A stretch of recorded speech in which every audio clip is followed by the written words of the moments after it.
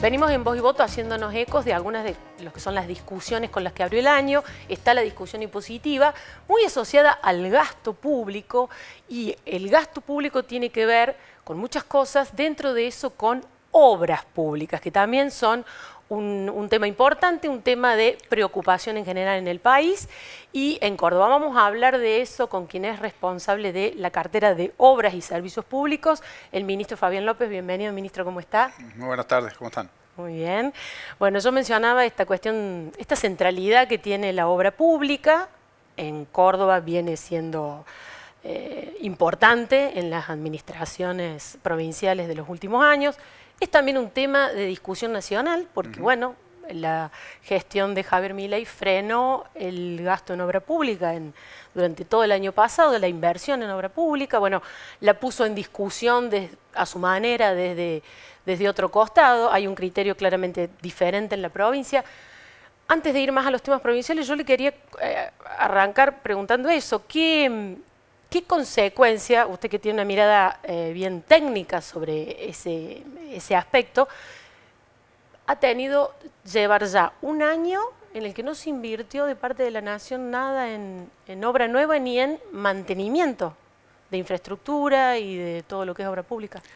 Y es muy preocupante porque no invertir en infraestructura a veces trae consecuencias que no se ven de manera inmediata, se ven más al mediano y largo plazo, a veces con costos de vidas humanas y a veces con costos en inversión que son mucho mayores que si la reparación, la intervención se hubiese hecho en ese momento, o pueden llegar a ser causa del freno al desarrollo, del freno al crecimiento, de la ausencia de inversiones, digamos, de todo lo que uno aspira a que un país tenga, que crezca, que se desarrolle, que brinde servicio de calidad. Frenar la obra de infraestructura, yo me remito a dos frases citadas por el gobernador de Córdoba en la apertura de sesiones que hizo por primera vez en el interior de la provincia en día Funes, donde citó, por un lado, la frase de un ex canciller alemán que decía: tiene que haber tanto mercado como sea posible y tanto Estado como sea necesario. Buena parte de la necesidad del rol que tiene que jugar el Estado es en garantizar el desarrollo de la infraestructura y los servicios públicos, que por algo son servicios públicos, ¿no? No son servicios privados, muchos son servicios públicos, que tiene que garantizar el Estado. Y por otro lado, la frase que menciona el gobernador, recurrentemente atribuida a Kennedy, justamente en el discurso de Asunción en 1961, el 20 de enero, donde dijo: no es que nosotros hayamos tenido riqueza y por eso invertimos en infraestructura, sino que justamente porque tomamos la decisión de invertir en infraestructura es que somos ricos. Claro. ¿No? O sea, es un juego de palabras que sintetiza para mí muy bien lo que implica el impacto que tiene invertir en infraestructura, preocuparse por un Estado que esté activamente garantizando la inversión en infraestructura, que empuja el desarrollo, que impulsa la inversión, que garantiza la riqueza, el bienestar y los servicios públicos de todos sus habitantes. Porque el gobierno nacional, bueno, plantea la cuestión de la corrupción. Por supuesto que no tiene que haber corrupción en la ejecución de obra pública, que hay un historial de corrupción. Es válido algunos aspectos de esa discusión sobre la pertinencia o no, o el uso político que a veces se hace de las obras, pero acá en Argentina somos de los extremos. Nos fuimos de eso a la cero inversión. Entonces, eso es preocupante. Este año hay una expectativa de que la economía crezca. Y bueno, justamente un poco empezaba a mencionar eso. ¿Cómo uno piensa en que va a haber crecimiento y va a haber inversión privada sin inversión pública en infraestructura de distinto tipo? Bueno, tal cual. El gobernador también, nuevamente. Son temas que abordó, lo digo así porque son temas centrales de discusión hoy en Argentina, como bien lo estás planteando vos. Hay, parece, dos modelos en discusión. Aquel modelo donde el Estado tenía que meterse en todos los aspectos de la economía y de la vida en general de los argentinos, y aquel otra mirada del Estado donde dice el Estado tiene que reducirse al mínimo y va a venir la mano mágica del mercado y va a solucionar los distintos problemas, los distintos desafíos, las distintas cuestiones asociadas a la vida en comunidad. Y bueno, claramente no es así. El gobernador lo dejó claramente planteado porque hay un modelo cordobés que tiene vigencia ya desde hace mucho tiempo, que viene garantizando y mostrando con hechos concretos cómo no hace falta irnos a ninguno de los dos extremos. Como un Estado que tiene responsabilidad fiscal, que mantiene el equilibrio, no mantiene el equilibrio ni tiene responsabilidad fiscal como un fin en sí mismo. El fin en sí mismo no es únicamente tener equilibrio fiscal. El equilibrio fiscal es aquel que nos puede permitir que el Estado, de manera eficiente, juega el rol que tiene que jugar en una sociedad, garantizando la prestación de determinados servicios públicos, garantizando la ejecución de determinada infraestructura, donde el privado sin ninguna duda no va a ir ni va a llegar en tiempo y forma. Y bueno, ese modelo intermedio, ese modelo que viene, la verdad, destacándose en el marco de las provincias de Argentina, porque todos aquellos que nos visitan hacen recurrente mención al impacto que tienen las obras de infraestructura que se ven, y hay algunas otras obras de infraestructura que no se ven, pero que forman parte de lo que a Córdoba la va a motorizar sin ningún lugar de duda desde el punto de vista de su productividad, como por ejemplo los 3.000 kilómetros de gasoductos troncales que hicimos, que hoy digamos, adelantándonos al desarrollo y explotación del tremendo yacimiento a nivel mundial que se denomina Vaca Muerta, hoy nos va a permitir tener en muchos lugares del interior del país, para alimentar una matriz productiva, gas en cantidad y a precio competitivo, de manera que las inversiones en nuestra provincia pueden ser realmente atractivas de manera comparativa con otras jurisdicciones. Claro. Esos son son ejemplos de donde el Estado tiene que estar presente. Si uno mira el censo nomás, el último censo, lo compara con el censo del 2010, uno ve que Córdoba creció más del 20% en su población, cuando el promedio nacional anduvo un poco por debajo del 15%. Córdoba es de todas las jurisdicciones que tiene más de 2 millones de habitantes la que más creció, la que más ha impulsado el desarrollo. Acá ha habido en ese crecimiento una fuerte migración interna también en nuestra provincia, que hay que atender con infraestructura, con servicios públicos, uno lo ve todos los días. Y bueno, fruto de que hay muchos incentivos para venir y vivir en una provincia que tiene la inversión en infraestructura que Córdoba ha venido teniendo en todo este tiempo. En ese sentido, el gobernador Yarlora y el gobernador de Santa Fe, Puyaro, hace unos días presentaron una nota en La Nación, hicieron un reclamo conjunto para que La Nación financie obras de infraestructura eléctrica. Hablaron de que hay una situación crítica en esa materia. ¿Es así? Digamos, ¿qué significa crítico? Es muy buena la pregunta porque la criticidad del sistema eléctrico no lo percibimos únicamente a nivel de gobernador o a nivel de ministro, sino que forma parte de la declaración de emergencia que el Gobierno Nacional hizo apenas asumió. Apenas asumió, si la memoria no me falla, con el decreto número 55 del año 23, el presidente Milei decreta la emergencia en distintos sectores, entre ellos el energético. Esa emergencia fue prolongada por un decreto de finales de noviembre del año pasado y que habla a las claras de que hay algo que hacer. Estamos en emergencia no solo por una cuestión tarifaria que ha sido saneada a nivel nacional, sincerando muchos servicios que venían, que lo fue. muchos servicios que venían atrasados. Bueno, se llegó a un sinceramiento de muchas tarifas, pero también el sinceramiento de tarifas tiene que ir acompañado de ejecución de obra que garantice la calidad en la prestación del servicio. Y entonces todo el sistema que es responsabilidad y jurisdicción del Gobierno Nacional, que es el transporte en extra alta tensión a nivel de todo el país. El sistema eléctrico está compuesto por un complejo entramado de redes de transporte en alta tensión, del cual después las distintas jurisdicciones provinciales toman energía para sus distribuidoras. Claro. Ese entramado nacional permite que energía que se genera en el Comahue o en Yacyretá vaya a distintos lugares de nuestro país. Bueno, ese entramado está en una situación muy crítica, no está pudiendo responder a las demandas actuales y mucho menos a las demandas futuras de un país que quiere crecer, de un país que se quiere desarrollar, de un país que quiere garantizar calidad de vida para sus habitantes. Entonces hay dos líneas estratégicas que entendemos que tiene que el Gobierno Nacional llevar adelante. Y sobre todo queríamos poner, o los gobernadores quisieron poner el énfasis porque salió a la luz en muchos medios de prensa, que iban a empezar con una obra de extra alta tensión para el AMBA. Ah, bien. Entonces otra vez privilegiando el ambacentrismo. El ambacentrismo, tal cual. Y los dos gobernadores quisieron poner énfasis en el tema de que también con una mirada federal había otras regiones del país que necesitaban inversiones de estas características, inversiones importantes que son, de nuevo, responsabilidad del Gobierno Nacional más allá de cómo se financien, pero es el Gobierno Nacional que tiene que llevar adelante esta infraestructura. Un poco en esa línea, le hago específicamente la pregunta. ¿Qué le dice al contribuyente? Porque el contribuyente acá recibe, usted hablaba de la actualización tarifaria, es cierto, fue fuerte, y acá recibe la boleta con el nombre y el apellido de la EPEC. Y pagamos todos mucho más, ¿no? ¿Qué le dice al contribuyente en ese sentido? Que dice, bueno, pero si ya me están cobrando esto, ¿por qué entonces no lo hace la provincia la obra? No, bueno, a ver, son cuestiones distintas, ¿no es cierto? Buena parte del sinceramiento tarifario vino de la mano del valor de la energía. Cuando uno le llega la factura de un servicio, en este caso el eléctrico, está compuesto básicamente de tres aspectos.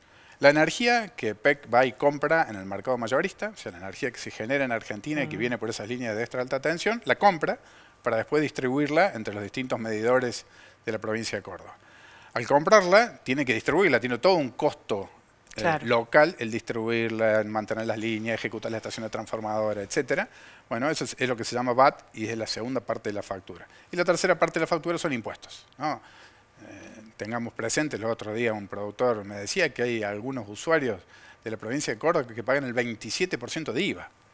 27% de IVA sobre la factura de luz, con lo cual, digo, es un porcentaje muy importante como para que si estamos hablando de ser eficientes en la administración de los recursos tributarios, bueno, habría que pegarle una mirada a eso también, ¿no? Pero esas son las tres partes de las cuales se compone una tarifa de un servicio, en este caso el eléctrico, y en algunos de esos ítems puede estar incluida la ejecución de obras. De obras de la jurisdicción que le corresponde llevarla adelante. Acá en Córdoba pagamos, en el marco de esta estructura tarifaria, un fondo que lleva a la ejecución de obras de infraestructura eléctrica de una manera muy importante. La Empresa Provincial de Energía de Córdoba tiene pensado ejecutar este año obras eléctricas por el orden de 220 millones de dólares. No hay ninguna jurisdicción provincial en ningún lugar del país que esté ejecutando obras de esa característica, pero en el ámbito de la jurisdicción propia que le corresponde, que es las líneas locales, las líneas que están en la provincia. Las líneas que son interjurisdiccionales, que permiten traer energía de otro lado, corren por cuenta del Estado Nacional, que pueden ser financiados con recursos propios tributarios de la Nación o recursos obtenidos a través de organismos multilaterales de financiamiento, o colocación de títulos, o financiamiento que pueda aportar el oferente, el que hace la obra, y después hay que ver cómo se repaga, obviamente. Ya que justo menciona el punto financiamiento, el gobernador está en una gira o ha ido a Emiratos en busca de recursos. ¿Esos son recursos para obra? ¿Alguna obra en particular? O sea, ¿qué porcentaje de la obra pública que ustedes consideran se necesita este año está garantizado su financiamiento y cuánto se necesita extra? A ver, es bueno poner en contexto todo esto, ¿no?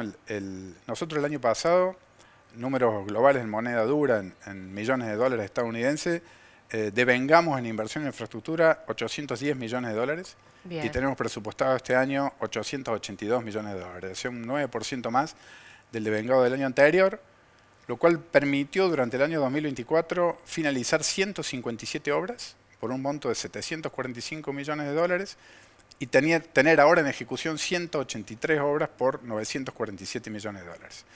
De ese total de obras, hay obras que están siendo financiadas por recursos propios y por recursos financieros. Nosotros, en el caso particular de los países árabes, o lo que se conoce como Liga de Países Árabes, en donde entran Emiratos, entra Kuwait, entra Arabia Saudita, entra Qatar, nos han permitido financiar distintas obras a lo largo de los últimos años, no solo ahora, sino esta gira es continuidad de varias giras anteriores. Me tocó participar con el gobernador Yayore, con el ex gobernador Schiaretti a fines del 2023 en una gira que terminó consolidando el financiamiento del acueducto interprovincial Paraná-Córdoba, una de las obras emblemáticas, yo diría, históricas a nivel nacional, comparable únicamente con la del túnel subfluvial, que permitió ser ejecutada entre dos jurisdicciones, aquí con el agregado de que es una obra nada más ni nada menos que de agua potable, que va a permitir que agua del río Paraná llegue potabilizada a la provincia de Córdoba. ¿Este año qué vamos a ver de esa obra?